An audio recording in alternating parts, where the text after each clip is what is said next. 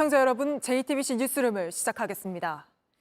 집권 여당을 이끌 신임 대표로 한동훈 후보가 선출됐습니다.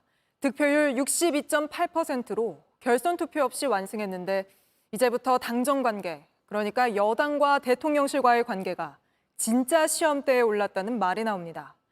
한동훈 신임 대표는 김건희 여사 특혜 조사 논란에 국민의 눈높이를 고려했어야 한다고 말했습니다. 먼저 하예빈 기자입니다. 한동훈 국민의힘 신임 당대표는 수락연설에서 변화를 먼저 언급했습니다. 건강하고 생산적인 당정 관계를 만들겠다면서 국민 눈높이에 맞추겠다고 했습니다. 어떻게든 국민의 눈높이에 맞게 변화하려는 모습 보여드립시다. 합리적인 토론을 통해서 민심을 정확히 파악하고 그때그때 때를 놓치지 말고 반응합시다. 한 후보는 당원 투표와 일반 국민 여론조사를 합산해 총 32만여 표를 얻어 최종 62.8%의 득표율을 기록했습니다. 2위인 원희룡 후보는 18.9%에 그쳤고 나경원, 윤상현 후보가 각각 14.6%, 3.7%로 뒤를 이었습니다. 한 후보는 경선 과정에서의 갈등에 대해 죄송하다면서 다른 후보들과 함께 가겠다고 했습니다. 대선 후보 경선에서 패하셨던 박근혜 전 대통령께서는 경선 과정의 모든 일을 잊자. 하루아침에 잊을 수 없다면 며칠, 몇 날이 걸려서라도 잊자라고 말씀하셨습니다. 각별한 정성을 기울이겠습니다. 최고위원 후보자들 중에는 김민전, 김재원, 임요한, 장동혁 후보가, 청년 최고위원은 진종우 후보가 당선됐습니다. 한 후보가 친한계 최고위원 2명을 확보함으로써 최고위원 4명이 사퇴하면 비대위로 전환된다는 규정과 무관하게 지도부를 안정적으로 운영할 수 있는 발판을 마련했다는 평가가 나옵니다. JTBC 하혜빈입니다. 오늘 국민의힘 전당대회에는 윤석열 대통령도 참석해 축사를 했습니다. 대통령은 단결을 강조하며 작년처럼 특정인을 겨냥하는 말은 하지 않았는데 선거 결과가 나오기 전에 미리 자리를 떴습니다. 유한울 기자입니다. 한동훈 후보를 비롯한 모든 국민의힘 당대표 후보들과 눈을 맞추고 악수하며 전당대회장에 들어선 윤 대통령. 대의원들의 환호 속에 연단에 올라선 처음부터 당의 화합을 당부했습니다. 더 나아가 자신을 1호 당원이라고 직접 일컬으면서 당과 정부의 단결도 강조했습니다. 우리 당의 1호 당원으로서 우리 국민의 힘이 공감하는 민생 정당, 유능한 정책 정당으로 거듭날 수 있도록 강력히 뒷받침할 것입니다. 한 후보가 당대표가 될 경우 대통령이 탈당할 수도 있다는 말이 나올 정도로 과열됐던 이번 전당대회 분위기를 염두에 둔 걸로 보입니다. 당의 위기를 정치적 기회로 악용하면 절대 안 된다면서 사실상 이준석 전 대표를 겨눴던 지난해 축사와도 달랐습니다. 하지만 윤 대통령은 이렇게 화합을 강조하는 이유를 거대 야당에서 찾으면서 작년과 마찬가지로 야당의 각을 세웠습니다. 거대 야당은 시급한 민생 현안, 한시 바쁜 경제 정책을 외면한 채 정쟁에 몰두하고 있습니다. 지난해 어퍼컷 세리머니를 했던 윤 대통령은 축사를 마친 뒤 별도의 세리머니 없이 2년 연속 투표 결과가 나오기 전에 행사장을 떠났습니다. JTBC 유한울입니다. 야당은 당장 내일부터 한동훈 신임 대표와 김건희 여사를 겨냥한 특검법을 법사위에서 논의하겠다고 했습니다. 최상병 특검법에 이어 모두 친윤계와 친한계, 더 나아가서는 당정관계 갈등을 폭발시킬 만한 이슈들이죠. 한동훈 대표, 신임 대표로 뽑히자마자 바로 본격적인 시험대에 올랐다는 평가가 나오는데 이승환 기자가 보도합니다. 민주당과 조국혁신당은 내일 열릴 국회 법제사법위원회 전체 회의에서 한동훈 특검법과 김건희 특검법을 법사위 소위원회에 회부하기로 했습니다. 한동훈 특검법은 지난 5월 조국혁신당이 발의한 1호 법안으로 한동훈 전 법무부 장관의 딸 논문 대필 의혹, 고발 사주 연루 의혹 등을 수사해달라는 내용을 담고 있습니다. 조국혁신당은 전당대회 과정에서 불거진 한동훈 대표의 댓글팀 운영 의혹을 담은 새로운 특검법도 추가로 발의했습니다. 한동훈 전 법무부 장관을 향한 의혹은 켜켜이 쌓여가고 있습니다. 신속하게 압수수색이 되어 관련 자료를 확보하고 민주당은 모레 열릴 본회의에서 윤 대통령이 거부권을 행사한 최상병 특검법을 재표결에 붙일 계획입니다. 국민의힘이 국민의 목소리에 귀를 여는 계기가 되기를 바랍니다. 특히 순직 해병 특검법, 김건희 여사 특검법의 전향적인 태도를 기대합니다. 앞서 한동훈 대표는 최상병 특검법과 관련해 제3자가 특검을 추천하는 수정안을 제안한 바 있는데 이에 대해 한 민주당 원내 지도부 관계자는 일단은 재의결이 먼저라며 이후에 수정안에 대해서 논의해볼 수 있다고 밝혔습니다. 한 대표의 수정안은 국민의힘 내부에서 반대가 만만치 않아 당내 갈등, 나아가 최상병 특검법의 부정적인 대통령실과 갈등의 불씨가 될 수도 있습니다. JTBC 이승환입니다. 김건희 여사 조사, 검찰총장도 모르게 진행된 배경이 뭔지 저희가 단독 취재한 내용으로 이어갑니다. JTBC 취재 결과 이달 초 박성재 법무부 장관은 이원석 검찰총장에게 경호 등의 문제로 김 여사 소환은 어렵다. 지휘권이 없는 총장은 관여하지 말라고 한 걸로 파악됐습니다. 그런데 2달 전만 해도 박 장관은 김 여사 소환 조사가 필요하다는 총장의 말에 공감했던 걸로 취재됐습니다. 2달 만에 장관의 입장이 완전히 바뀐 게 그 배경이 뭔지 이목이 쏠리는데 먼저 조혜연 기자의 단독 보도입니다. 이원석 검찰총장이 박성재 법무부 장관과 통화로 김건희 여사의 조사를 두고 논의한 건 이달 초입니다. 이때 이 총장은 김 여사를 검찰청으로 소환해야 한다는 의견을 말했습니다. 하지만 박 장관은 보안과 경호 등의 문제를 들며 소환 조사는 어렵다는 입장을 말한 것으로 파악됐습니다. 이 과정에서 이 총장은 도이치모터스 주가 조작 사건의 지휘권을 회복시켜주면 책임지고 추진하겠다고도 했습니다. 그러자 박 장관은 지휘권이 없는 총장은 관여하지 말라며 거부한 것으로 파악됐습니다. 지휘권 회복을 거부한 건 물론 수사에서도 손을 떼라는 취지로 총장을 불신임한 셈입니다. 이보다 앞선 5월에는 두 사람이 김 여사 소환의 필요성을 공감했던 것으로 파악됐습니다. 하지만 불과 며칠 뒤 김 여사 수사 지휘 라인을 교체하며 인사 패싱 논란이 불거졌고 2달 뒤 김 여사 조사에 대한 입장도 뒤바뀐 겁니다. 시기를 언제 해달라고 하는 부분이 있었다고 하면 그 내용대로 다 받아들여야만 인사를 할 수 있는 겁니까? 이 때문에 검찰총장이 김 여사 조사를 보고받지 못한 게 예견된 패싱이었다는 지적이 나옵니다. JTBC 조혜연입니다. 실제 김건희 여사 조사 날 이창수 서울중앙지검장은 조사가 끝나기 2시간 전에야 처음으로 검찰총장에게 전화를 걸었습니다. 그러면서 총장은 가치를 지키고 비난은 자신이 받겠다는 취지로 보고한 걸로 파악됐는데 총장으로선 부하로부터 한 발 물러나 있으란 얘기를 들었다고 받아들일 수 있는 대목입니다. 이창수 지검장은 총장이 지시한 감찰부의 진상조사에도 오늘 협조할 수 없다는 의견을 대검에 전달했습니다. 박현주 기자의 단독 보도입니다. 이창수 서울중앙지검장은 지난 21일 밤 11시 20분 이원석 검찰총장에게 전화를 걸었습니다. 김건희 여사 조사가 끝나기 2시간 전입니다. JTBC 취재 결과 이 지검장은 총장님은 가치를 지키고 비난은 제가 받겠다며 그래서 늦게 보고했다는 취지로 이 총장에게 말한 걸로 파악됐습니다. 특혜가 없다고 주장한 총장이 물러설 수 없을 테니 자신이 책임을 지겠다는 취지입니다. 이 총장은 총장의 존재를 무시한 의도적인 보고 누락으로 보고 본인 거취까지 언급하며 크게 화를 낸 걸로 알려졌습니다. 오늘 이 지검장은 감찰부의 진상조사를 미뤄달라는 의견을 대검에 전달했습니다. 이 지검장은 진상조사에 대한 수사팀 반발이 예상돼 김 여사 수사가 영향받을 수 있다는 이유를 든 걸로 알려졌습니다. 실제 중앙지검의 명품백 사건 담당 검사가 진상조사에 반발하며 사표를 냈습니다.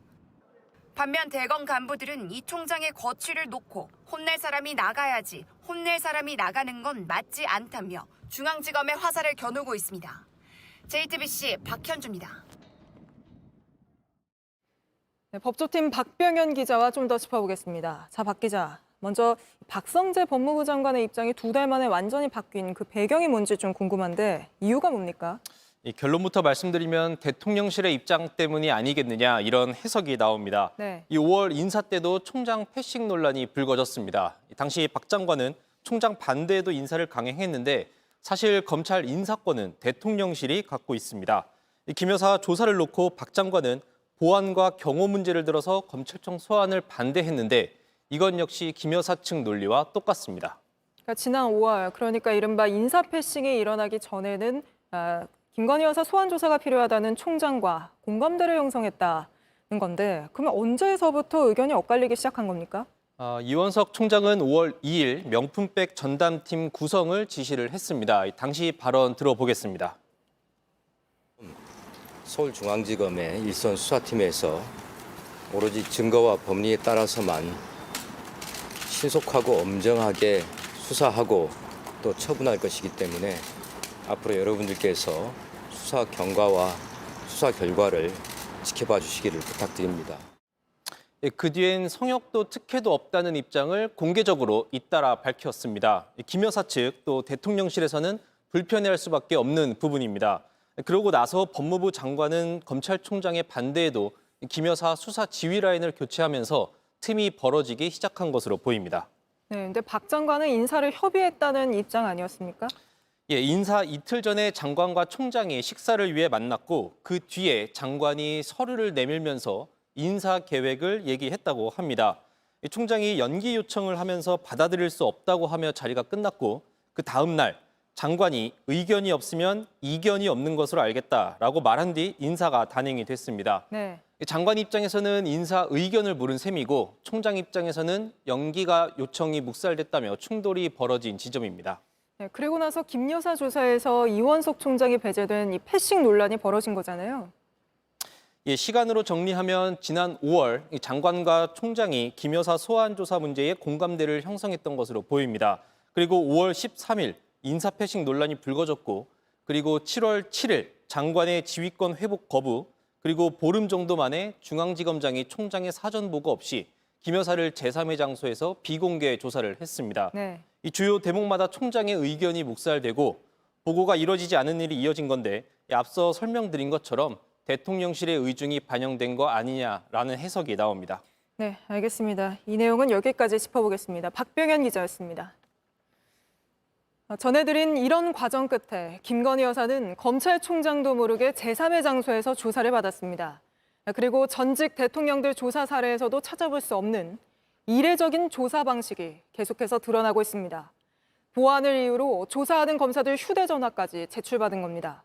검찰이 김 여사를 소환한 게 아니라 김 여사가 검찰을 소환했다는 지적이 나오는 이유입니다. 여도현 기자입니다. 지난 20일 검찰이 김건희 여사를 조사한 대통령실 경호처 안의 안전교육원입니다. 일반인들의 출입이 통제된 보안시설입니다. 보안을 이유로 김 여사를 조사한 검사들도 통제에 따라 휴대전화를 제출했습니다. 쉬는 시간에만 제한적으로 사용했던 것으로 파악됐습니다. 통상 주요 인물을 조사할 땐 거의 실시간으로 보고를 하며 상급자의 지휘를 받는데 그럴 수 없었던 겁니다. 실제로 이창수 서울중앙지검장조차 한동안 검사들과 연락이 끊겨 어떤 조사가 얼만큼 진행되는지 제대로 파악하지 못했던 걸로 알려졌습니다. 검사들은 시설에 들어가며 신분증도 제출했습니다.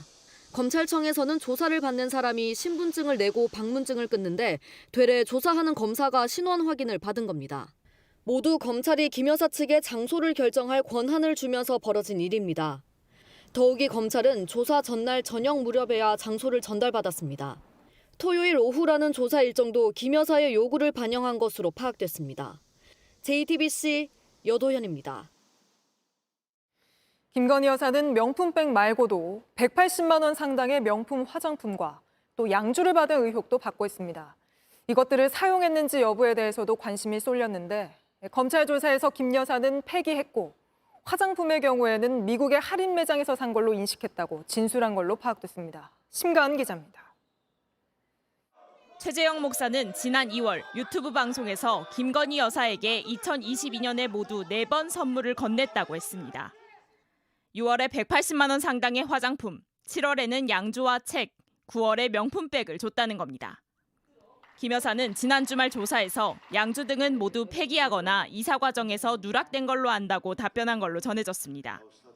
경호 지침에 따라 위해 우려가 있는 물품은 폐기해야 한다는 지침을 따랐다는 취지입니다. 최 목사가 건넨 책은 김 여사가 살고 있는 아파트 분리수거장에서 발견되기도 했습니다. 김 여사는 화장품의 경우 최 목사가 아내의 조언대로 화장품을 준비했다고 말해 아내와 함께 미국의 할인 매장 등에서 구입한 걸로 인식했다고 말한 걸로 전해졌습니다. 김 여사는 또 최 목사가 같은 고향 출신이라는 점을 강조하며 아버지와 관련된 추억을 얘기해 친밀감이 생겼다고도 했습니다. 검찰은 명품백을 곧 제출받아 사용 여부 등을 확인할 계획입니다. JTBC 심가은입니다. 김건희 여사가 이런 방식으로 조사받은 걸 두고 한동훈 국민의힘 신임 대표는 국민의 눈높이를 고려했어야 했다고 했습니다. 국민의힘 내부에서도 여사가 직접 검찰청에 출두했으면 좋았을 거라는 말이 공개적으로 나왔습니다. 노진호 기자입니다. 오늘 국민의힘 당대표로 선출된 한동훈 대표는 전당대회 직후 기자 간담회에서 김건희 여사의 검찰 조사 방식과 관련 국민의 눈높이를 언급했습니다. 한 대표는 결단을 해 직접 대면 조사가 이뤄졌다고 평가하면서도 수사 방식을 정하는 데 있어 더 국민의 눈높이를 고려했어야 했다고 했습니다. 여당 내부에서도 우려의 목소리가 나왔습니다. 정말 영부인과 저희 여당이 떳떳했더라면 직접 검찰청에 출두하셔서 했더라면 올해 이 문제를 또 깨끗하게 매듭을 지을 수 있지 않았을까. 국민들 눈높이에 맞게 국민들을 설득하는 절차와 과정으로 가야 결과에 대해서도 국민들께서 받아들이고 납득할 수 있다. 다만 장 의원은 김 여사 특검법에 대해선 법리적 판단만 남은 문제에 대해 특검은 적절치 않다며 선을 그었습니다. 민주당은 김건희 여사에 대한 비공개 조사와 관련해 김 여사가 황제 조사를 받았다며 비판했습니다. 피의자가 자신이 원하는 장소로 검사를 소환해서 조사 중단을 협박하고 휴대전화까지 걷어가며 수사검사의 기강을 잡는 것이 황제 조사가 아니면 무엇입니까? 추미애 의원은 소셜미디어에 검찰이 김 여사를 소환한 것이 아니라 김 여사가 검찰을 소환해 수사 연출을 한 것이라고 썼습니다. JTBC 노진호입니다. 밤사이 서울과 수도권에 시간당 최대 100mm 넘는 강한 비가 쏟아졌습니다. 강남 거리 곳곳이 물에 잠기면서 피해가 잇따랐고 잠수교 통행이 한때 통제되기도 했는데 밤부터 또 수도권에 비 소식이 있습니다. 먼저 임예은 기자입니다. 서울 강남 이면도로엔 물이 차오르기 시작했습니다. 자동차가 달려가자 물보라가 솟구칩니다. 지나가고 난 자리엔 흙탕물이 넘실거리고 쓰레기가 떠다닙니다. 어젯밤 집중적으로 쏟아진 비는 물 빠질 여유를 주지 않았습니다. 지대가 낮은 강남구 일대 도로가 잠겼고 하수구는 역류했습니다. 30분 정도만 더 왔으면 장사를 못했을 확률이 있죠. 가게 안까지는 안 들어왔는데 바로 턱까지 왔었어요. 결국 물이 들어찬 가게도 적지 않았습니다. 급히 업장에 찬물을 빼냈지만 가게 안 상자는 이미 젖었습니다. 지하 공간은 아직 손도 못 대고 있습니다. 넘쳤다면 우리 집이 탔겠대. 수위가 올라간 팔당댐은 밤사이 방류량을 늘렸습니다. 한강 수위가 올라갔고 오전 9시 37분부터 잠수교 차량 통행을 전면 통제했습니다. 4시간 만에 해제됐는데 그 사이 교통정체가 이어졌습니다. 건물 외벽은 뜯겨나갔고 시멘트 벽이 그대로 드러났습니다. 지난주 내내 내린 비로 약해져 있던 벽은 밤사이 떨어져 나갔습니다. 이렇게 생긴지도 처음 봤네요. 이거 붙여가지고 되겠어요? 비가 새 겨우 정리했던 집 안은 또 빗물이 들어찼습니다. 물먹은 장판도 모두 뜯어내야 합니다. 갑자기 불어난 물에 고립된 운전자는 혼자 탈출하는 걸 포기했습니다. 소방에 구조 요청했고 30분 만에야 차 밖으로 나올 수 있었습니다. 충북 청주 하천에선 1명이 실종됐고 강원 철원에선 배수 작업하던 70대가 숨졌습니다. 피해는 이어지는데 오늘 밤 또 수도권과 강원 지역엔 비가 예보됐습니다. JTBC 임예은입니다. 네, 반면에 수도권과 강원을 뺀 전국 대부분 지역에는 폭염특보가 내려졌습니다. 찜통더위는 날이 갈수록 더 기승을 부릴 거라고 하는데 열대야가 연일 계속되고 있는 강릉에 저희 취재 기자가 나가 있습니다. 자, 조승현 기자, 뒤편으로 바다가 보이긴 합니다만 강릉은 연일 더위가 계속되고 있죠? 네, 한낮에 비하면 조금 누그러졌지만 그래도 덥습니다. 오늘 이곳 강릉의 낮 최고 기온은 32.6도였습니다. 이 습도가 높아서 체감 온도는 실제 기온을 웃돌았습니다. 평일이고 또 바람도 강하게 불었는데 그래도 낮 동안에는 이 바다에 들어가서 물놀이 즐기는 피서객들이 꽤나 많았습니다. 저녁 6시부터는 저 물에 들어갈 수는 없어서요. 시민들은 이렇게 시원한 바닷가 솔밭에 자리를 펴고 앉아서 더위를 식히고 있습니다. 네, 강릉은 특히 열대야가 계속되고 있잖아요. 밤에도 잠들기가 쉽지 않다고요. 네, 낮 동안 달궈진 습한 공기 탓에 밤에도 25도를 넘는 열대야가 나타나고 있습니다. 강릉은 지난 21일 밤 최저 기온이 30.2도를 기록했습니다. 이렇게 30도를 넘으면 초열대야라고 부릅니다. 강릉은 어젯밤에도 열대야가 나타났고요. 올해 벌써 열대야가 17일이나 되는 제주시의 시민들, 그리고 어젯밤 이 열대야의 정전까지 겹친 부산의 한 아파트 1350세대 주민들까지 직접 만나보니 밤에 잠들기가 쉽지 않다, 이렇게 입을 모았습니다. 직접 들어보시죠. 밥도 먹기가 싫어요. 더우니까 밥이 입에 들어와야지. 선풍기도 안 들어가고 에어컨도 못 켜고 많이 좀 불편했어요. 많이 더워갖고.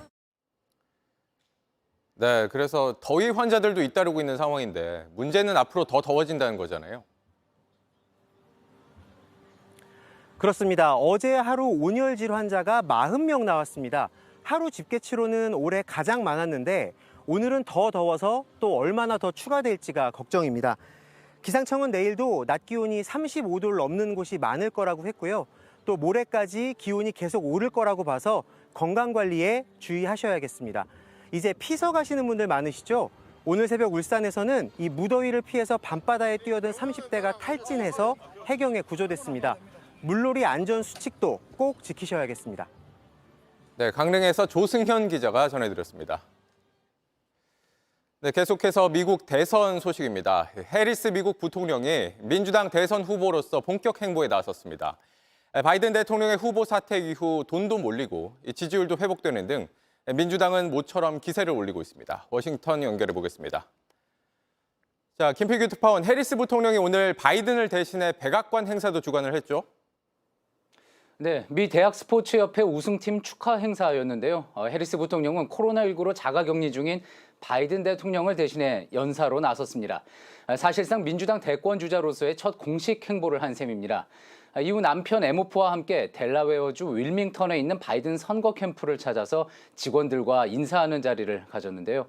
바이든 대통령은 전화로 다시 한번 해리스에 대한 전폭적인 지지를 확인했습니다. 직접 들어보시죠. The name has changed at the top of the ticket, but the mission hasn't changed at all. And by the way, I'm not going anywhere. I'm going to be out there in the campaign with her. It is so good to hear our president's voice. Joe, I know you're still on the call. I'm watching you, kid. I'm watching you, kid. I love you. I love you, Joe. 네, 민주당 전당대회가 다음 달에 있는데 그러면 해리스로 대선 후보가 확정이 되는 겁니까? 예, 오늘 당내 원로인 낸시 펠로시 전 하원의장이 소셜미디어에 해리스와 찍은 사진을 올리면서 지지를 선언했고요. 또 당내 경쟁자들도 모두 지지를 표했습니다. 이렇게 사실상 대세를 굳히는 모습인데요. 전당대회에서 최종 후보로 확정되기 위한 대의원 수도 이미 확보가 된 걸로 전해졌습니다. 선수 교체 소식에 민주당 캠프에는 지금 돈도 몰리고 또 지지율도 오르고 있습니다. 이 소식은 이지혜 기자가 준비했습니다. 트럼프 47%, 해리스 45%. 바이든의 후보직 사퇴 이후 여론조사 결과입니다. 격차는 불과 2%포인트, 오차 범위 안에서 접전 양상입니다. 이전 조사 때는 6%포인트까지 벌어졌었습니다. 해리스가 민주당의 구원 투수로 떠오르면서 지지율 차를 크게 줄인 겁니다. 바이든의 실망스러운 TV 토론 직후 흩어졌던 민주당 지지층이 빠르게 결집한 결과라는 분석입니다. 30%였던 해리스의 지지율은 65%까지 수직 상승했습니다. 여론조사를 진행한 모닝 컨설트는 해리스가 민주당 유권자에게 활력을 불어넣고 있다고 평가했습니다. 트럼프 대항마로 여론을 굳힌 해리스는 민주당 전당대회 대관식에 필요한 대의원 숫자도 이미 확보한 것으로 전해졌습니다. AP통신은 자체 설문조사 결과 4,000명에 가까운 대의원 가운데 2,000명이 넘게 지지 의사를 밝혔다며 대선 후보 지명에 필요한 과반을 훌쩍 넘어섰다고 밝혔습니다. 이 결과에 해리스 부통령은 자신을 지지해준 바이든 대통령과 이미 자신을 믿어준 민주당 모든 이들에게 감사를 표했다고 AP통신은 전했습니다. JTBC 이지혜입니다. 네, 이렇게 민주당이 기세를 올리고 있긴 합니다만 상대인 트럼프가 이 피습 사건 이후에 대세론까지 만들어졌고 이 선거까지 시간도 많지 않은 상황이잖아요. 예, 해리스 부통령은 소셜미디어에 하루가 지났지만 우리에겐 105일이 남아있다 이렇게 썼습니다. 일단 이 105일 동안 해리스 캠프는 바이든의 사퇴로 갑자기 역대 대선 후보 중 최고령자가 된 트럼프의 나이를 가지고 역공을 펼칠 걸로 보입니다. 또 캘리포니아주 법무장관이었던 이력을 내세워서요. 검사 해리스 대 중범죄자 트럼프 구도를 부각할 거란 예상도 나옵니다. 이런 과정에서 유색인종과 또 여성의 표가 얼마나 결집하느냐도 이번 대선 결과의 중요한 요소가 될 전망입니다. 네, 잘 들었습니다. 워싱턴 김필규 특파원이었습니다. 지난주 국회 청문회에 참석했던 임성근 전 해병대 1사단장을 놓고 위증 논란이 불거졌습니다. 청문회장에선 이른바 골프 모임 단체 대화방에 등장하는 송모 씨를 부대 행사에 초대한 적이 없다고 말했는데 하루 만에 자신이 초대한 게 맞다고 말을 바꾼 겁니다. 그러면서 국회에선 기억이 안 났다, 스스로도 납득이 안 된다고 했습니다. 유선희 기자입니다. 지난주 국회 법사위에서 열린 청문회에선 임성근 해병대 1사단장 명의로 나간 초대장이 공개됐습니다. 이종호 씨랑 송 씨 오는 걸 다 알고 있었습니다. 임성근 중위는. 제가 알기로는 그건 사령부에서 나가는 것으로 알고 있는데. 사령부에서 지난해 3월 부대 행사에 이른바 골프 모임 단톡방 멤버인 대통령 경호처 출신 송모 씨에게 나간 본인 명의 초대장이 공개됐는데도 임 전 사단장은 아니라고 했습니다. 포항 지역에 있는 인원만 초청했습니다. 그런데 다음 날 국회에 자신의 증언을 정정한다는 진술서를 냈습니다. 다시 확인해보니 송 씨를 자신이 초청한 게 맞다는 겁니다. 행사 한두 달 뒤에 송 씨와 행사에 왔었다고 통화한 기억이 나서 사령부가 초청했다고 말했던 것이라고도 했습니다. 초대장을 공개한 장경태 의원은 이 말도 못 믿겠다고 했습니다. 송 씨를 자신이 초대해놓고 한 달 뒤 통화한 뒤에야 초대한 걸 알았다는 게 말이 안 된다는 겁니다. 임 전 사단장은 진술을 번복하면서 제가 제 지시를 완벽하게 망각한 사실을 스스로도 납득하기 어렵다고 했습니다. 임 전 사단장은 지난 청문회에서 올 1월 공수처에 압수당한 휴대전화의 비밀번호도 기억나지 않는다고 했습니다. 알려주도록 하십시오. 근데 기억하지 못하고 있습니다. JTBC 유선입니다. 이재명 전 민주당 대표가 부산에서 피습을 당한 뒤 응급 헬기를 이용해 서울로 이송된 걸 놓고 특혜 논란이 일었었죠. 이걸 놓고 국민권익위원회가 특혜가 맞다고 결론 내렸는데, 그러면서 병원과 소방공무원이 특혜를 주긴 했지만 이 전 대표가 특혜를 받았다고 볼 수는 없단 이해하기 어려운 설명을 내놨습니다. 민주당에선 김건희 여사 명품백 사건에 대한 물타기란 반발이 나왔습니다. 강희연 기자입니다. 지난 1월 2일 이재명 전 민주당 대표는 부산대병원에서 응급치료를 받은 뒤 헬기를 타고 서울대병원으로 옮겨졌습니다. 권익위는 이 과정에서 이 전 대표에게 특혜가 있었다는 신고를 받고 조사에 착수했습니다. 권익위는 7개월여 만에 일부 공무원들이 공무원 행동 강령을 위반해 특혜를 줬다고 밝혔습니다. 부산대병원 의사는 권한이 없는데도 응급 헬기를 요청했고 부산 소방재난본부 직원들은 이를 제대로 확인하지 않았다는 겁니다. 서울대병원 의료진도 이 전 대표를 이송받는 과정에서 내부 규정을 위반했다고 봤습니다. 그 지침과 관련돼서 위반 사실이 확인되었기 때문에 특혜 제공으로 본 겁니다. 다만 이 전 대표와 당시 비서실장인 천준호 의원은 국회의원에게 공무원 행동강령을 적용할 수 없어 종결 처리한다고 했습니다. 국회의원에 대해서는 조사할 수 없고 이 사건만 갑자기 적용된다라고 하면 오히려 더 불필요한 논란을 불러일으킬 것 같고. 민주당은 권익위가 치료를 위해 최선을 다했던 직원들만 희생양 삼았다고 반발했습니다. 국가기관이 앞장서서 정치 테러와 혐오를 조장하는 것으로 금도를 넘어선 폐륜적 행태입니다.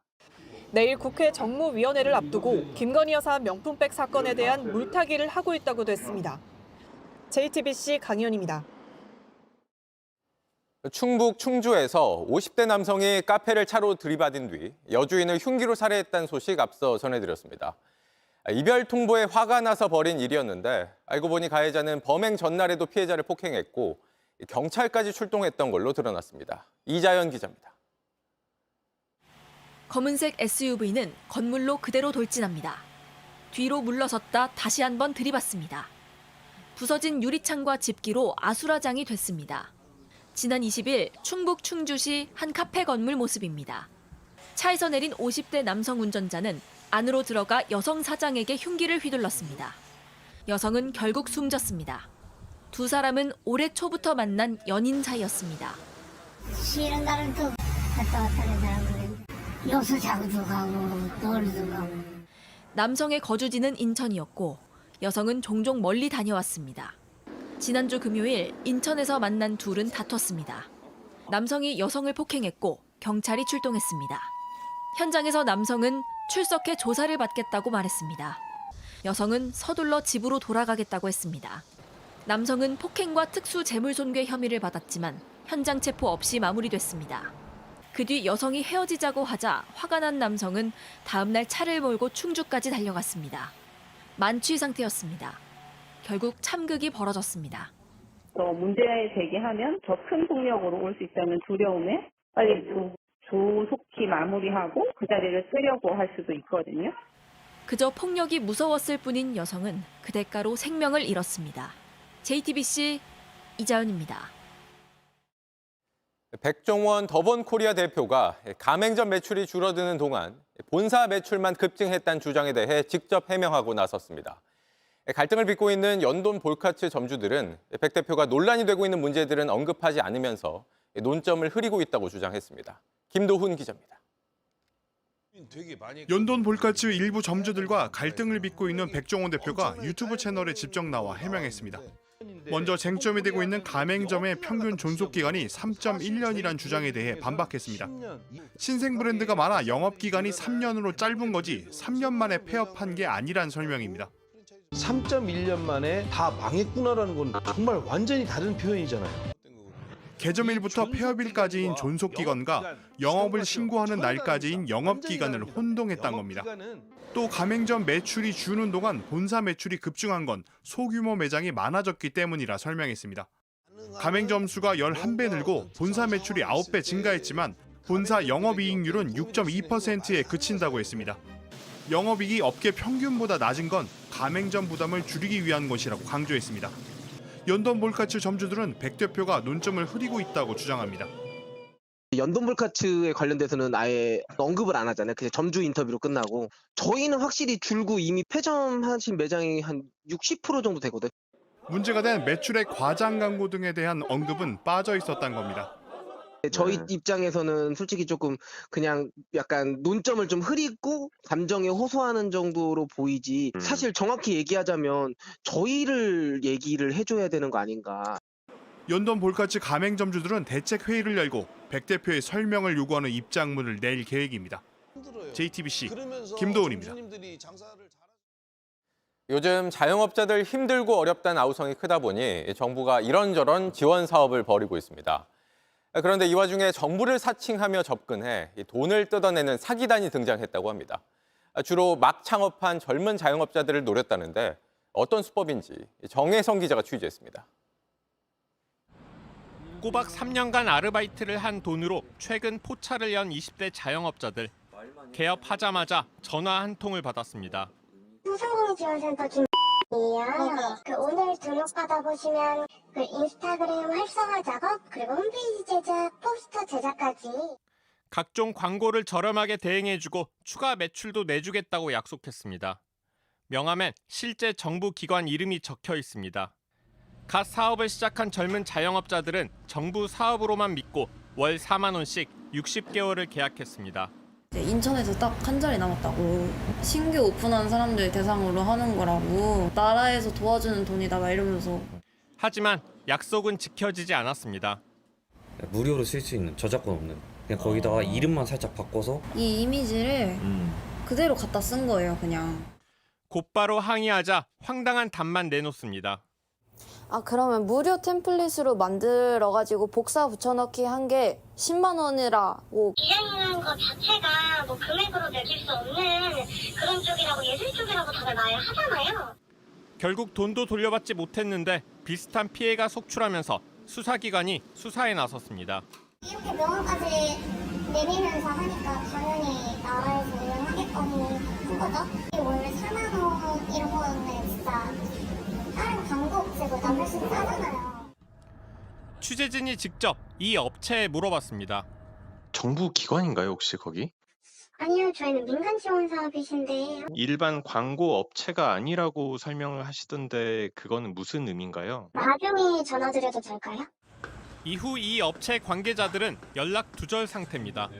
센터나 협회 등 정부를 사칭한 다른 업체들도 늘고 있어 주의가 필요합니다.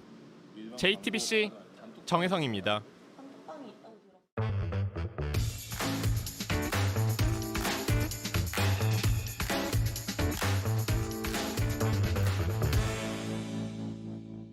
네, 돌아온 비하인드 뉴스 시간입니다. 자, 이성대 기자, 첫 번째 키워드부터 볼까요?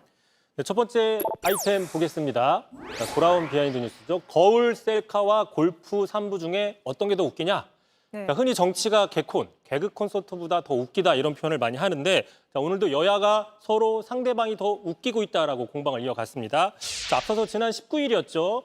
자, 국회 법사위에서 최상병 사건 관련 청문회가 열렸는데 자, 국민의힘에서는 너무 회의를 편파적으로 진행했다면서 정청래 위원장을 강하게 비판한 바 있습니다. 자, 추경호 원내대표 이야기 한번 들어보시죠. 정청래 위원장께 권합니다. 오늘은 국회의원 배지를 내려놓고 잠시 거울 앞에서 본인의 모습을 찬찬히 살펴보시는 시간을. 자, 그러자 곧바로 보신 것처럼 정청래 위원장이 전신 거울에서 셀카 사진을 찍어서 자신 SNS에 올렸습니다. 네, 추경호 원대가 이 배지 내려놓고 거울 앞에 서보라고 해서 이런 덧세를 올린 겁니까? 그렇습니다. 추경호 원내대표가 하라고 하니까 자기는 했다라고 글을 써서 올렸는데 하지만 거울을 보고 반성해라 뭐 이런 뜻으로 이야기를 한 건데 반성은커녕 놀리고 있다. 이게 바로 지금 국민의힘의 입장인 것이죠. 불쾌한 입장인 건데 실제로 성일종 사무총장이 이렇게 얘기를 했습니다. 들어보시죠. 코미디언을 하셨으면 참 잘하셨을 것 같습니다. 대한민국 국회 법사위원장 수준입니다. 참 안타깝습니다. 정치를 이렇게 해서는 안 됩니다. 민주주의 전당을 개그 콘서트장으로 만들지 마시기 바랍니다. 네, 정청래 위원장 당연히 또 대응을 했을 것 같은데요. 그렇습니다. 지금 웃기고 있는 건 본인이 아니라 오히려 국민의힘 쪽이다라고 반박을 했습니다. 자, 자신의 SNS에 이렇게 썼어요. 성일종 의원에게 경종을 울린다. 개그 콘서트장으로 만들지 말라는 말을 진짜 했다면 실수한 것이다. 왜냐? 귀당의 유모 의원을 디스하는 것처럼 보이기 때문이다. 자, 내상을 입을 귀당을 잘 살펴보라라고 했는데 네. 여기서 귀당의 유모 의원은 바로 국민의힘의 유상범 의원을 가리키는 겁니다. 지난 19일 청문회였죠. 도이치모터스 주가 조작 사건의 당사자인 이종호 씨의 그 골프 모임 단톡방 JTBC가 단독으로 보도해드렸던 그 단톡방의 메시지를 보시면 체크할 게 3부가 나오는데 네. 특정 기업을 가리키는 게 아니라고 주장했는데 바로 이게 코미디라는 주장입니다. 자, 영상을 첨부했는데 한번 보시죠. 골프 3부를 얘기하는 겁니다. 바로 붙어 있어요. 골프 얘기예요. 근데 이게 느닷없이 아니 보세요. 여기 보면 여기에 대한 답장이잖아요. 네, 지금 웃는 건 민주당 의원들이죠? 그렇습니다. 민주당 쪽에서는 저런 주장을 보고 이제 웃었던 것인데요. 웃은 게 이유가 있을 것 같은데 이게 저희도 취재를 했지만 군 골프장에는 골프 3부가 없잖아요. 그렇습니다. 흔히 오전, 오후, 야간 1, 2, 3부의 그 3부가 아니다라는 것이죠. 실제로 임성근 전 해병대 사령관은 해병대 골프장에는 3부 타임이 없다라고 이야기를 했습니다. 계속 들어보시죠. 자, 임성근 사단장. 네. 그 골프장에 3부가 있습니까 없습니까? 충무대는 없습니다. 그럼 이날 다른 데는 있어요? 다른 데도 없습니다. 그런데 그럼 3부라고 한다는 얘기는 무슨 말이에요? 3부라는 말은 네, 이 군 대답을 골프장. 못하고 있는 것이죠. 네, 3부 없다는 거 보도도 있었는데 아마 유상범 의원이 그런 기사를 못 보고 들어온 모양입니다. 참고로 이 질의는 그 임성근 전 사단장이 증인 선서를 한 뒤에 한 발언이기 때문에 뭐 기억의 망각 같은 거는 아마 있을 수 없을 가능성이 큽니다. 네, 알겠습니다. 바로 다음 아이템 볼까요? 자, 두 번째 이슈 보겠습니다. 자, 박수 안 치면 뭘까요? 간첩인가라고 좀 잡아봤습니다. 예, 전당대회 얘기군요. 예, 그렇습니다. 지금 방금 전 보도를 해드렸지만 국민의힘 전당대회 예상대로 한동훈 대표가 당선이 됐습니다. 그런데 때 아닌 지역 감정을 자극하는 듯한 발언들이 나왔는데요. 자, 사회자가 지역별로 참석자들의 지역을 호명하면서 박수를 유도하는 과정에서 발언이 나왔습니다. 먼저 들어보시죠. 지금까지 박수를 치지 않은 분들이 꽤 계십니다. 이분들은 어디서 오셨을까요? 정체를 밝힐 수 없는 어떤 간첩이라든가. 아, 그래요? 전라북도 따로 해야 되나요? 네, 저도 이 발언 라이브로 보다가 논란이 되겠다 싶었습니다. 그러니까 이제 앞서서 제가 보니까 광주, 전남은 호명하고 전북이 빠졌습니다. 자, 그러니까 간첩이라고 얘기할 수 없는 것이 박수를 안 친 건 간첩이어서가 아니라 안 불러주니까 박수를 안 친 것뿐인 것이죠. 자, 결국 이제 결과 발표 전에 논란이 되고 있으니 오해였다, 불편했다면 사과하겠다 이렇게 수습을 했습니다. 이것도 들어보시죠. 그 일부 지역, 그게 뭐 지역 감정 혹은 뭐 어디 세력을 더 앞뒤를 등위를 정하나 이렇게 오해하실 수도 있는 것 같아서 또 바로 잡기도 하고요. 저희가 여러분께 즐거움을 드리기 위해서 박수 안 친 분은 다른 데서 올 수도 있습니다라고 말씀드렸는데 불편하셨다면 양해 부탁드립니다. 네, 하지만 민주당에서 지금 당 차원의 공식 사과를 요구하면서 반발 강도를 키우고 있습니다. 네, 알겠습니다. 오늘 여기까지죠? 네, 여기까지 들어보겠습니다. 이성대 기자였습니다. 네, 다음 소식입니다. 반려동물 숫자가 늘어난 만큼 버려지는 반려동물도 그만큼 많습니다. 한 해 11만 마리가 가족에게서 버림받고 있는데 특히 7월 이맘때가 반려동물에겐 가장 잔인한 시기라고 합니다. 조보경 기자가 취재했습니다. 길가에 세워진 차량은 그대로 떠나고 강아지는 빠른 속도로 뒤쫓습니다. 고속도로 한복판을 뛰어다니는 개, 인근 휴게소에 버려진 걸로 추정됩니다. 유기동물 보호센터에서 3년 넘게 보호 중인 몽이는 안락사 위기에 처해 이곳에 왔습니다. 할아버지, 많은 유형 중에 하나가 나이 먹으면 버린 경우. 수의사 선생님 소견으로는 10살 넘었다. 도살장에서 구조된 개들 중 일부는 한때 보호자의 보살핌을 받았습니다. 사람 엄청 잘 따르죠. 그러니까 이런 경우는 그 도살장 오기 전까지 누군가가 키웠던 거죠. 그냥 시골 동네 어르신들이 야 이거 가져가 뭐 이러면서. 반려동물은 4가구 중 1가구가 키울 만큼 가족 구성원이 됐습니다. 하지만 매해 11만 마리 넘는 반려동물이 유기됐다 구조되고 있습니다. 특히 휴가철인 7월에 가장 많이 버려졌고 여행 시즌이 시작되는 5월, 6월에도 버림받았습니다. 가장 많이 발견된 곳은 경기도였습니다. 하지만 다시 입양이 된 경우는 24%에 불과했습니다. 보호할 시설과 인력은 턱없이 부족한 상황. 현행법상 유기동물은 입양 공고기간 10일이 지나면 지자체 결정으로 안락사할 수 있습니다. 전문가들은 동물 등록제의 관리 감독을 더 강화하고 처벌 실효성을 높여야 한다고 했습니다. 의무 시행을 하고 있지만은 그 실효성이 없는 거죠, 지금. 처벌이 올라가고 있지만은 실제로 처벌된 사례가 그렇게 많지 않아요. 반려견은 마음에 안 든다고 버릴 수 있는 물건이 아닌 생명입니다. JTBC 조보경입니다.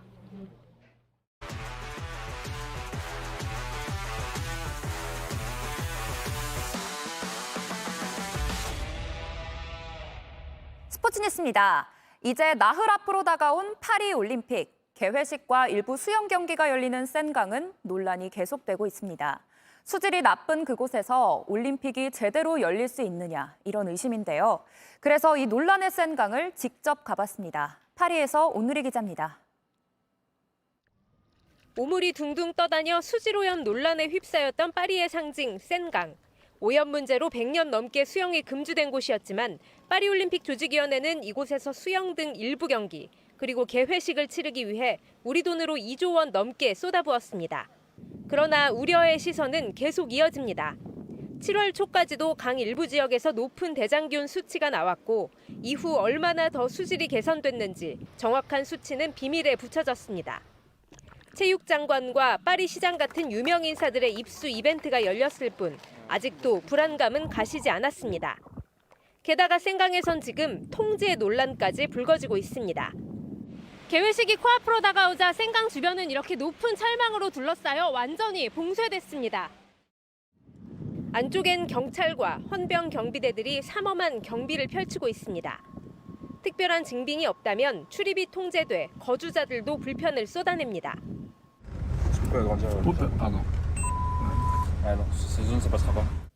주변 상인들의 불만도 커져만 갑니다.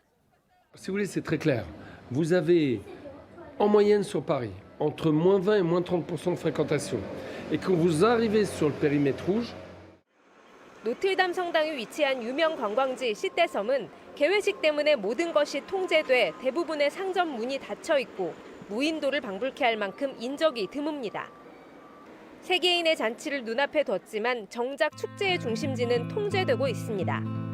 센강 수질에 대한 정보 역시 차단되면서 선수들의 불안도 말끔히 해소되지 않았습니다.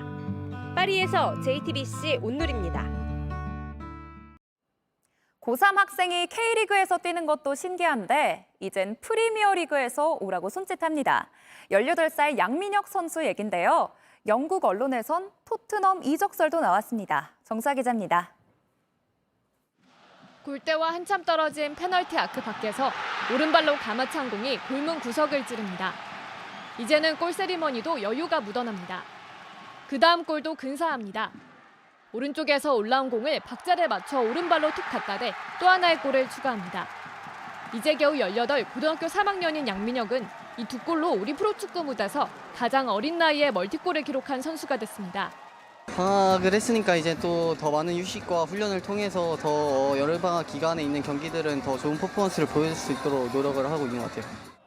고3이 K리그를 뛴다는 사실만으로 놀라웠는데 이젠 K리그에 진기록까지 선물하고 있습니다. 올 시즌 7골을 넣고 도움 3개를 올리면서 벌써 두 자릿수 공격 포인트를 채웠습니다. 다음 주 토트넘의 방한 경기에 맞춰 일찌감치 K리그 올스타팀에도 이름을 올렸습니다. 오늘은 K리그 24라운드 MVP에도 뽑혔습니다. K리그에 데뷔한 지 5달, 양민혁의 동화 같은 성장 스토리는 잉글랜드 프리미어리그 이적설로도 이어집니다. 영국 언론은 토트넘이 아시아 최고 유망주와 협상 중이라 보도했는데 그 후보로 양민혁의 이름이 거론됩니다. 양민혁의 거치 이야기가 계속 나오자 김병지 강원 대표는 다음 주 양민혁의 이적 진행 상황을 설명하겠다 밝혔습니다. JTBC 정수아입니다. 네, 지금 국민의힘 신임 당대표 한동훈 대표가 연결돼 있습니다. 바로 불러보죠. 네, 대표님 나와 계시죠? 안녕하세요. 네, 안녕하십니까. 먼저 당선 축하드립니다. 62.8%로 고맙습니다. 당선되셨는데 네, 예상했던 득표율인지 소감부터 말씀 부탁드립니다. 그동안의 여론조사 상황을 보면 하고 비슷한 것 같긴 한데요. 막상 수치를 받아보고 나니까 제가 책임감에 어깨가 많이 무겁습니다. 네, 이번 전당대회, 분당대회라는 말까지 당내에서 나왔는데 어떻게 수습하실 생각인지도 궁금합니다. 혹시 나경원, 원희룡 후보와는 이 전당대회 끝나고 따로 뭐 이야기 나누신 게 있습니까? 원래 당내 선거가 훨씬 더 치열하고 격렬하다고들 하더라고요. 저와 같이 경쟁했던 후보님들은 다들 경륜 있고 애당심 있는 분들입니다. 이 전당대회에 있어서의 어떤 경쟁은 경쟁이고요. 당의 미래와 좋은 정치하기 위해서 함께 가실 수 있을 거라고 생각합니다. 이 결과가 난 이후에 다른 후보님들하고도 서로 덕담을 나눴습니다. 네, 알겠습니다. 또 당내에서는 윤석열 대통령과의 관계에 대한 우려, 그러니까 당정 관계에 대한 우려도 있습니다. 대통령 예방하실 계획 있으십니까? 제가 이 경선이 끝난 직후에 대통령님께 전화를 드려서 통화를 드렸고요. 자주 뵙고 좋은 정치하기 위해서 시너지를 내기 위해서 말씀 많이 듣고 많이 나눌 생각입니다. 그럼 그 전화에서 대통령께서는 뭐라고 이야기를 하셨습니까? 저는 이 당과 정이 화합해서 국민을 위해서 좋은 정치를 하겠다, 최선을 다하겠다는 포부를 말씀드렸고 대통령께서도 그동안 수고했으니 수고했다고 말씀하시면서 잘해보자라는 말씀을 하셨습니다. 네, 그리고 또 김건희 여사 이번 조사를 두고 국민 눈높이를 더 고려했어야 했다 이렇게 말씀을 하셨는데 국민 눈높이에 맞지 않다고 보시는 겁니까? 일단 이 대면 조사가 이루어졌잖아요. 영부인에 대한 대면 조사까지 이루어졌기 때문에 검찰에서 공정하고 신속하게 이제는 결론을 빨리 내야 합니다. 그걸 먼저 제가 주안점을 둔 것이라는 말씀을 드리고요.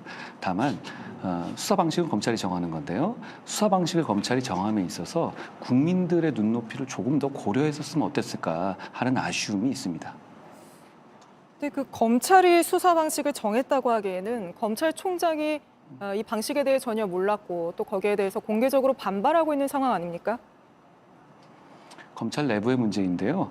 거기에 대해서 검찰 내부에서 상황이라든가 경위를 잘 밝힐 문제라고 생각합니다. 네, 당장 야당에서는 김건희 여사 특검법 추진하겠다는 입장인데 국민 눈높이에 맞지 않는 조사를 검찰이 했으니까 특검 필요성이 더 커진 것 아닌가 이런 주장을 할 수도 있거든요. 여기에 대해서는 어떻게 생각하십니까? 그 사안에 대해서는 사실 이 항소심에서 선고가 목전에 있는 상황, 그리고 이미 동영상 가방 이슈 관련해서는 동영상까지 있는 등 사안 자체의 사실관계가 대부분 드러나 있는 상황이거든요. 특검에 어울리는 사안이 아닙니다. 검찰이 신속하게 공정하게 결론을 내면 될 사안입니다. 최상병 특검법의 경우에는 제3자가 추천하는 특검을 제안하셨는데 당내에서 반발도 있지 않습니까? 실제로 추진하실 계획이십니까? 제 의견은 충분히 말씀드렸고요. 당대표 후보로서의 의견은 충분히 말씀드렸고 지금 생각도 같습니다. 당대표가 되었으니 당의 절차를 거쳐서 잘 토론과 설득을 통해서 저희가 잘 결정하겠습니다. 다만 제가 그 대안을 내므로 인해서 저희가 마치 무슨 진실 규명을 방해하고 싶은 사람으로 오해받는 그런 부분들을 돌파했고 그 상황에서 벗어났고, 그리고 이재명 대표가 민주당이 정하는 특검만 해야 되고 오히려 제가 말씀드리는 이 제3자 특검은 하면 안 된다고까지 입장을 밝힌 상황이기 때문에 제가 이 대안을 제시했던 효용은 충분히 있었던 것이라고 생각하고요. 당내 절차를 통해서 제 입장을 잘 설득하겠다는 말씀을 드립니다. 근데 예를 들어 이 당내 설득에 실패할 경우 결국에는 이런 진상규명에 반대하는 당으로 비춰질 수 있는 거 아닙니까? 그렇지는 않고요. 저희는 오히려 이재명 대표가 민주당이 정하는 특검만을 고집하고 제3자 특검을 이렇게 정면으로 거부함으로써 이재명 대표와 민주당이 원하는 특검은 진실 규명을 위한 특검이 아니라 민주당의 정략적 이익을 위한 특검이라는 점이 명확하게 드러났다고 생각합니다. 최상병 특검법 제3자 추천안을 설득할 대상은 뭐 당내도 있겠지만 대통령실도 있을 것 같습니다. 어떻게 설득하실 생각이십니까? 당의 입장이니까요. 제가 아까 말씀드린 절차를 거쳐서 잘 설득드리겠다는 말씀드립니다. 네, 마지막으로 당대표로서 가장 우선적으로 추진할 정책 혹은 법안 같은 게 있으실까요? 지금 민생에 있어서 시급한 법안들을 빨리 추진해야 하는데요. 지금 이재명 대표도 일종의 약간 운을 띄었지만 금투세 폐지나 종부세 문제에 관해서 이견을 좁혀서 통과시킴으로써 민생 문제를 해결하는 첫 단추를 꿰야 한다고 생각합니다. 네, 알겠습니다. 오늘 말씀 여기까지 들어보겠습니다. 한동훈 국민의힘 신임 대표였습니다. 나와주셔서 고맙습니다. 고맙습니다.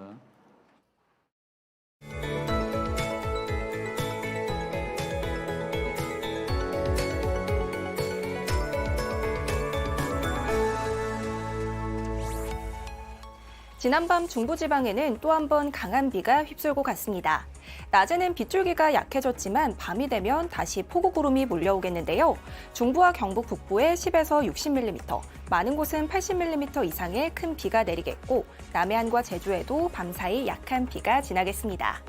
중부와 경북에는 밤사이 시간당 최대 50mm의 매우 굵은 비가 퍼붓겠고요. 출근길 무렵 모두 그치겠습니다. 다만 내일은 전국 내륙에 소나기 소식이 있는데요. 순간적으로 요란하고 강하게 쏟아질 수 있겠습니다. 남부지방의 폭염은 나날이 심해지고 있습니다. 특히 폭염 경보가 내려진 지역은 체감온도가 35도를 넘어서겠고요. 온열 질환 위험이 매우 높겠습니다. 물을 자주 마시고 최대한 그늘과 실내에 머무르시기 바랍니다. 비가 그치고 낮에는 볕이 뜨겁겠습니다. 오늘 밤에도 열대야가 나타나는 곳이 많겠고요. 내일은 중부지방도 한낮에 30도를 웃돌겠고 습한 공기의 체감온도는 이보다 3도가량 더 높겠습니다. 당분간 장마는 쉬어가겠지만 제3호 태풍 개미의 이동 경로에 따라 변동 가능성이 크겠습니다. 날씨였습니다. 뉴스룸 저희가 준비한 소식은 여기까지입니다. 시청해주신 여러분 고맙습니다.